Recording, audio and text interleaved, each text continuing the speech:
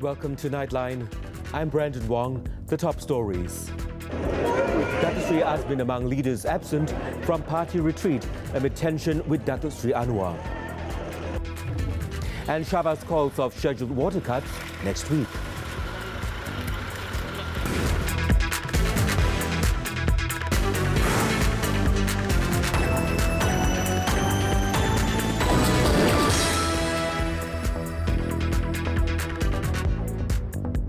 Good morning.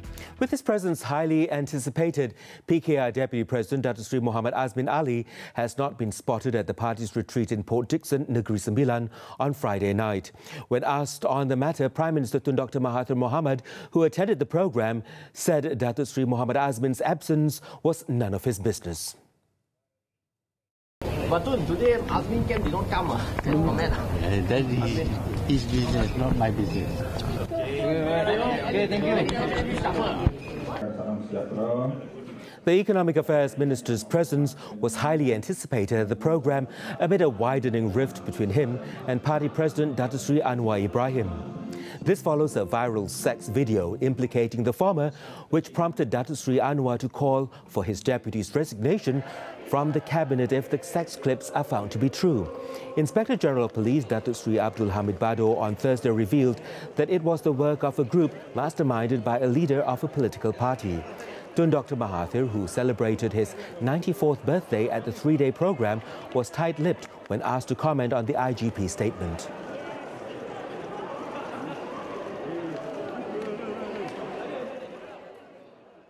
Earlier, 6 PKR state chairmen pledged their full support for Party President Datuk Sri Anwar Ibrahim. The group also pledged to stand firm behind the party's president in facing any challenges should any quarter attempt to weaken the party.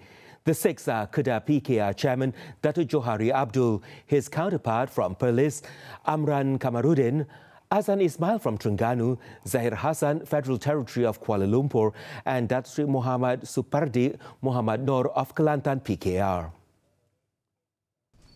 Kelima, kami yakin Datuk Seri Anwar Ibrahim seorang pemimpin yang akan menunaikan janji-janji parti kepada rakyat semasa pilihan raya yang lalu, dan kami akan bersama-sama beliau untuk pastikan semua ini terlaksana.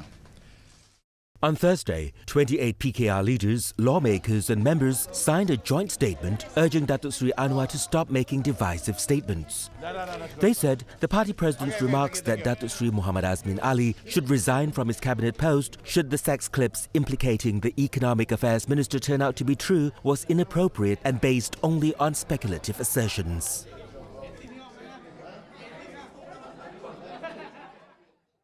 Next week's scheduled water cuts for Klang Valley residents will be postponed due to the unexpected disruption caused by odour pollution at phases 1, 2 and 3 of the Sungai Selangor water treatment plant on Friday. But Pengurusan Air Selangor Sendirian Berhad Air Selangor, parent company of Syarikat Bekalan Air Selangor, Shahbaz, on Friday night, said it cannot tell when consumers will get their water supply back as the cause of the odour pollution has yet to be determined. Suhaimi said that the odour pollution was detected at the 3 locations Friday afternoon, which led to the plant's temporary closure. A total of 1,133 areas involving more than 1 million customer accounts in Kuala Lumpur, Petaling, Klang, Shah Alam, Kuala Selangor, Hulu Selangor, Gombak and Kuala Langat were affected by the unscheduled water supply interruption. While next week's scheduled water disruption was expected to hit over 700,000 accounts or 3 million consumers. By 5 p.m, Phase 3 of the Sungai Selangor treatment plant registered 0 readings for odour pollution and is now operational, while Phases 1 and 2 have been cleared for operation as at 7 p.m. Members of the public may obtain the latest information and status updates through the company's website, Air Selangor's smartphone app or via Facebook and Twitter.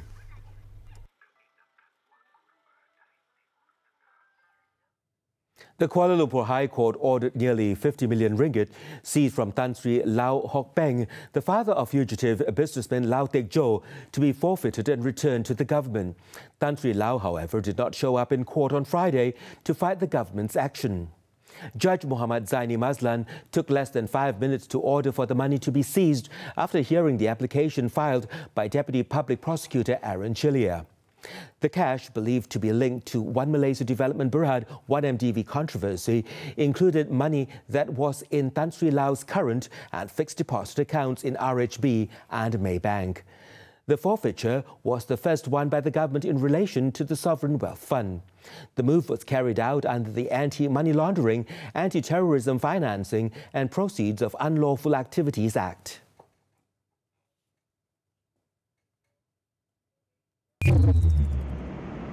Meanwhile, Singapore is returning to Malaysia over 164 million ringgit seized in connection with the 1MDB scandal. Authorities there, however, did not say where the money was seized from. According to the city-state's police, they had filed applications to return over 50.3 million Singapore dollars of seized money linked to 1MDB to Malaysia, and the courts have given their approval. Part of the monies have already been transferred to Malaysia, while the rest are still being processed by the banks. The Malaysian Anti-Corruption Commission, MACC, has set up a task force to look into several issues brought up by the Auditor General's report. MACC Chief Commissioner Latifah Koya said this follows discussions between the Commission and the Audit Department. Out of the laporan, they have identified a couple of issues which are punitive, which means SPRM can come in. So we are setting up a task force untuk melihat kepada laporan audit negara bagi tujuan untuk mengambil tindakan. So definitely we are on it to investigate and take action. Latifah said this in an exclusive interview with Media Prima Berhad in Putrajaya on Friday. Asked whether she could promise that action would be taken, she said she could not at the moment. Among the examples Latifah mentioned were the ones involving the socio-economic development of the Indian Community Unit, the Malaysian immigration system and Armed Forces Family Housing Program. One of the two tigers spotted roaming around Kampung Besul Lama in Bukit Bersih, Terengganu since Thursday has been caught. The tiger, weighing approximately 130 kilograms, was shot by a tranquilizer dart at about 3:30 p.m. by a team from the Terengganu Wildlife and National Parks Department, Perhilitan. The team spotted the tiger resting in some bushes within a jungle, about 500 meters away from the village. Terengganu Perhilitan Director Dr. Abdul Malik Muhammad Yusuf said the tiger that was captured was identified as the same animal seen roaming in the village based on its height and stripe pattern. The operation continues to track down the second tiger. On Thursday, villagers were shocked when they spotted the two tigers. Several villagers endured close encounters with the tigers. However, no untoward incidents were reported.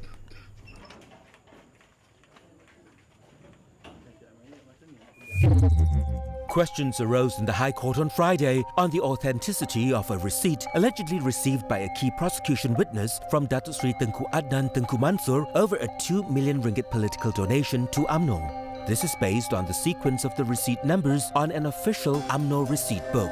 The High Court was told that the receipt handed over by Datuk Sri Tengku Adnan to Aset Kaya Mas Sendirian Berhad Managing Director Tan Sri Chai Kin Kong is believed to have been issued from an official receipt book used in 2018, although the donation itself was made in 2016. MACC Assistant Enforcement Officer Nik Muhammad Faiz Idris, who testified on Friday, also said there was no duplicate copy in the receipt book for the 2 million ringgit payment. In Negeri Sembilan, a man was sentenced to 5 years jail for reckless driving, resulting in the death of 4 members of a Singaporean family last year. The 55-year-old accused, P. Money, was also ordered to pay a 40,000 ringgit fine or 4 years jail in default. The incident occurred at Jalan Sepang Lukut Traffic Light Junction on January the 3rd, 2018. 4 other people were also injured in the traffic incident.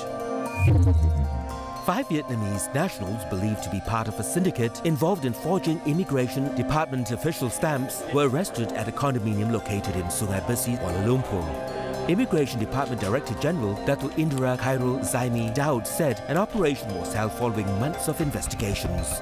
The authorities confiscated 8 security stamps, 1 laptop and 61 passports belonging to Vietnamese nationals.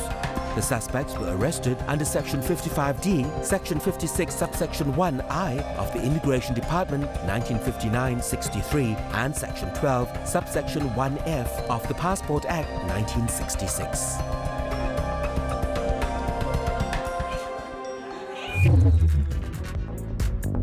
Coming up next, Nightline's auto segment. Don't go away.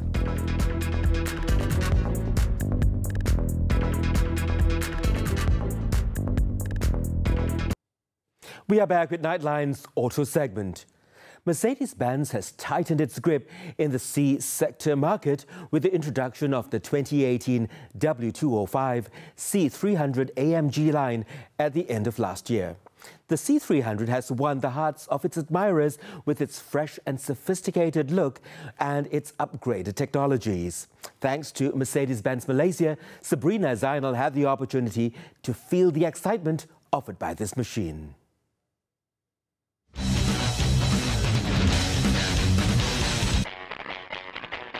Hi, I'm Sabrina Zainal and welcome back to another episode of Hot on Wheels, Nightline's Auto segment. Today we are getting a taste of the Mercedes W205 C300 AMG line. What a beauty, right? Okay, so we are going to be looking at 5 things, which are comfort, handling, performance, and the safety features, as well as the design, of course. So, let's go.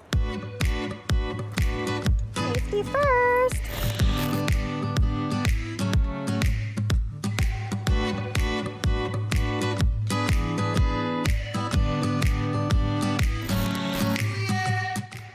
The maximum torque of the C300 remains unchanged at 370 Newton meters, but is now available from 1,800 RPM compared to the 1,300 RPM it was previously, with peak remaining at 4,000 RPM. The 9G-tronic 9-speed transmission is among the latest technologies installed in the C300, besides its airmatic suspension. The exterior revisions are subtle. At the front, changes include new bumper designs and a diamond pin grille. As for the rear, the facelifted C300 has the same LED tail lamps like its predecessor, but with new C-shaped light guides. The bumper also has a new lower section and, of course, the limelight of this new C300, new wheel designs. All right, so one of the main highlights of the C300 are the safety features, and it's really, really impressive. This is a really smart car. Okay, so one of the things that that I've spotted so far is that it has the lane change warning. So if you, let's say, if I kind of go slightly into this lane next to me, the steering wheel will start to vibrate. So it's telling you, hey, you're going into another lane. And it has the blind spot collision warning. It also has, it beeps when you give a signal and you're going to change lanes, but if there's a car behind you, it beeps and it tells you, it warns you that there's a car. This variant features an AMG line exterior and interior, complete with black open-pore ashwood trim. 3 interior colors, black, brown, and red, are available for the car, which rides on 19-inch 5 twin-spoke AMG wheels. The higher specification model adds on multi-beam LED with ultra-range headlamps, a Burmeister sound system to the Audio 20 GPS system, and an AMG Sports steering wheel in Napa leather. The C300 facelift updates the 12.3-inch digital cockpit display with 3 different display styles. There is also a new high-resolution 10.25-inch centrally mounted media display that can be operated with 2 touch control buttons on the steering wheel. The touch-sensitive control on the steering wheel responds to swiping motions like the screen of a smartphone. This allows the driver to control the functions of the instrument cluster and the infotainment system with both hands on the steering wheel. The infotainment system also has Android Auto and Apple CarPlay connectivity. Okay, so one of the things that really, really impressed me though is the 360 camera. And it pops up automatically. So if, let's say, there's a car or a person walking near the C300, it'll automatically pop up. It'll show what the person or thing is, and then it'll give you a warning as well. So that is really impressive. You don't have to select anything. It'll just show you, hey, there's something near your car, and I really like that.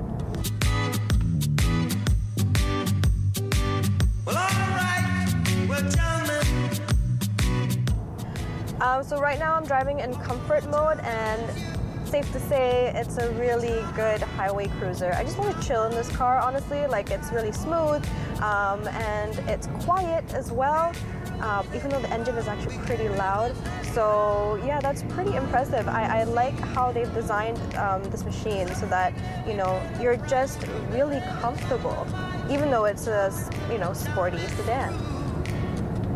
Other safety kit includes in this exciting 2018 C300 are 7 airbags, active brake assist, and autonomous emergency braking as standard on both models. Okay, so now we are going to try the sport mode. Let's ship it now.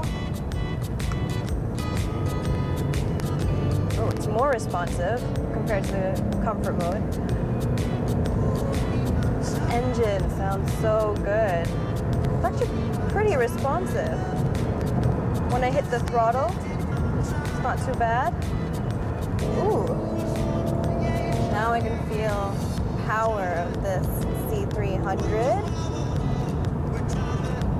I couldn't tell the difference going from between comfort to sport mode, but I think it's slightly more responsive when you hit the throttle compared to comfort mode. Well, all right, well, jamming. I wanna jam it with you. We're jamming, and I hope you like jamming. And the rules ain't about we can do is let me high. I will see you through. Okay, that was such a great drive. All right, overall, really good drive. I love that it's so comfortable, and the performance and handling were great. I can really feel the power of the machine, and it really excites me. But the thing that really impressed me the most was, I have to say, the safety features. You know, as a lady driver, I wanted to be safe on the roads. So everything that was happening, like, it's a smart car, so it's got eyes and ears, and it's telling me everything that's happening around me, and I didn't even have to do anything. So that was what really takes the cake. So apart from that, interior design, great, refined cabin, plush seats, it's got the whole package. With that, thanks for tuning in to Nightline's Auto segment, Hot on Wheels, with me, Sabrina Zainal. Until then, bye-bye!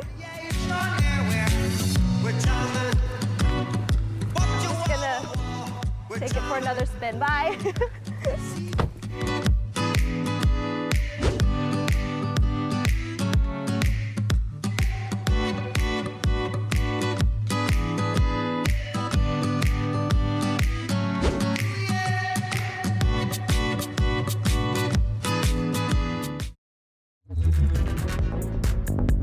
At least 8 killed in blast near Kabul University. Stay tuned.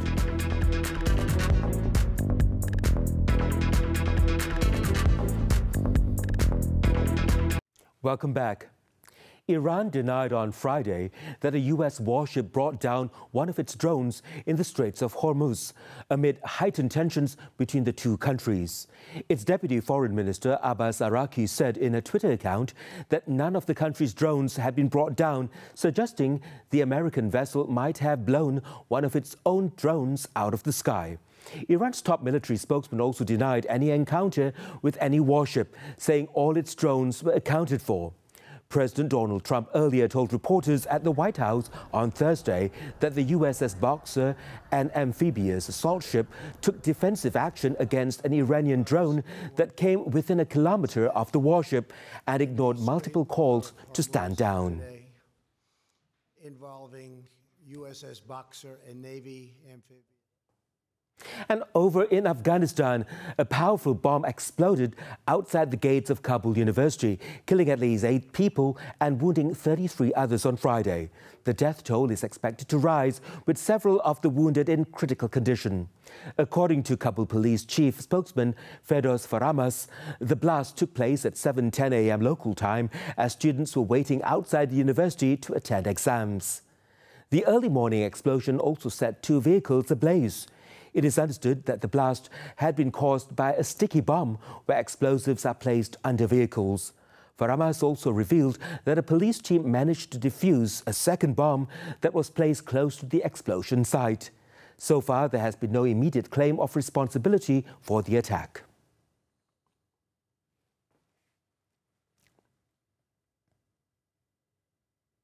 Rain-swollen rivers in Bangladesh broke through at least 4 embankments, submerging dozens of villages and doubling the number of people fleeing their homes overnight to 400,000 on Friday in one of the worst floods in recent years. At least 30 people have been killed since the flood hit the nation last week. According to local officials, heavy rains and overflowing rivers have swamped 23 districts in the northern and northwestern Bangladesh, destroying 66,000 homes and leaving thousands stranded without power and electricity. Aside from concern over crops, authorities are also worried that rising floodwaters could take a toll on livestock as well as a rise in waterborne diseases. The government has opened more than 1,000 temporary shelters, but many of the victims had instead camped on embankments, railway lines and highways due to deep waters and lack of communications. Authorities expected the flood situation would continue to worsen in the next couple of days.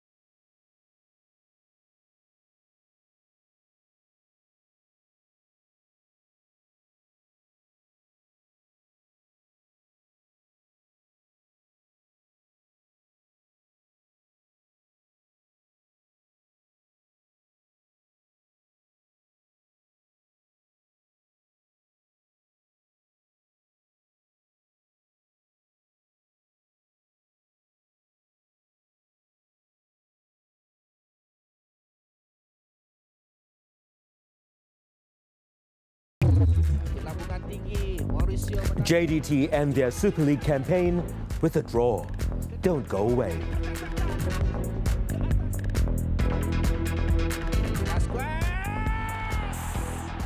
Sports, football, the Super League. Reigning champions Johor Darul Takzim failed to conclude their campaign with a victory as they were held to a 3-all draw by Terengganu in their final league match on Friday night. Sanjay Shakmidov opened the scoring in the 24th minute to put Terengganu in front before Leandro Velasquez levelled matters for the hosts 7 minutes later to make it 1-all. The Southern Tigers then romped to a 3-1 lead thanks to goals from Safawi Rashid and Gabriel Cabrera before the break. Serhii Andreev pulled one back for the Turtles in the 65th minute to reduce the goal deficit, before Lee Tak netted the third in the 79th minute for a 3-all final scoreline. With the result, JDT finished the season with 53 points and Terengganu with 30 points.